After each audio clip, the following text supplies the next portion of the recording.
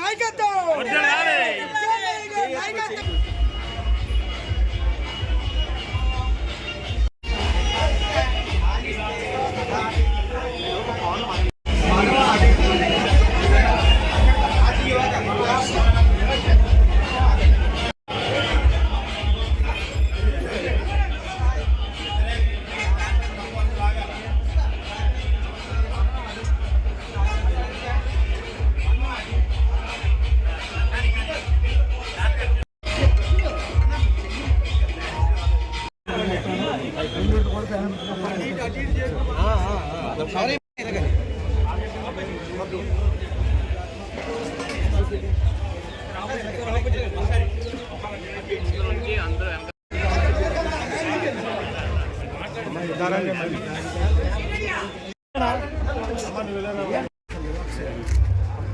జై జగన్ జై జగన్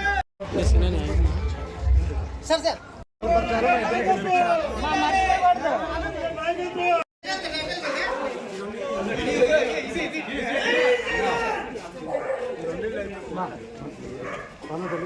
జగన్మోహన్ రెడ్డి గారు నాయకత్వం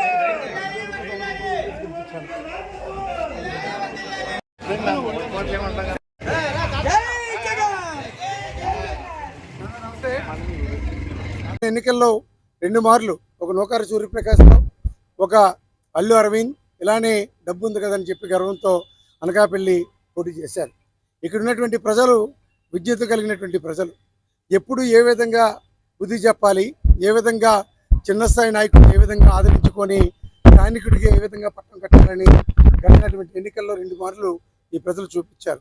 ఈరోజు కూడా ఎక్కడి నుంచి వచ్చాడో సీఎం రమేష్ 7 ఎమ్మెల్యేలు అంటే ఉమ్మడి పార్టీల నుంచి 3 పార్టీల నుంచి ఎంపిక కాబడినటువంటి జనసేన తెలుగుదేశం పార్టీ అయినటువంటి అభ్యర్థుల్ని పెట్టుబడి పెట్టేదానికి సీఎం రమేష్ని విమానాల మీద దిగుమతి చేసుకొని డబ్బు సంచులు కొమ్మరించుకొని ఇక్కడ ఎన్నికల్లో పోటీ చేసి గెలవాలనేటువంటి ఆలోచనతో వాళ్ళు ఉన్నారు.